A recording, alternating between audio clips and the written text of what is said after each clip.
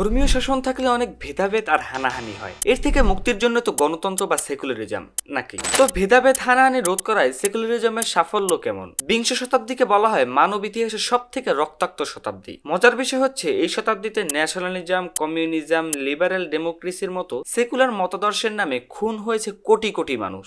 গত 150 বছরে দুটি বিশ্বযুদ্ধ সহ বড় বড় ধ্বংসযজ্ঞ সংঘটিত হয়েছে সেকুলার নানা মতাদর্শের দ্বন্দ্বের কারণে। হলোকস্ট, পারমাণবিক bombing, fire bombing, chemical gas, যুদ্ধবন্দীদের উপর ম্যাঙ্গেলে কিংবা ইউনিট 731-এর মতো অপূরণীয় সব এক্সপেরিমেন্ট। আজকে পবিত্র ভূমিতে জেনোসাইড সহ নানা নৃশংস কার্যকলাপ চালানো হয়েছে এবং জাস্টিফাই করা হয়েছে সেকুলার আদর্শের নামে। বাংলাদেশে প্রথমে মুজিব, তারপর তার সুযোগ্য কন্যা হাসিনা 83-এর রাজত্ব কায়েম করেছিল সেকুলার মুজিববাদ, 72-এর সংবিধান এবং অসাম্প্রদায়িক প্রগতিশীলতার বয়ানের উপর দাঁড়িয়ে। ভেদাভেদ আর হানাহানি দূর করায় সেকুলারিজম বেশ সফল, কি বলেন?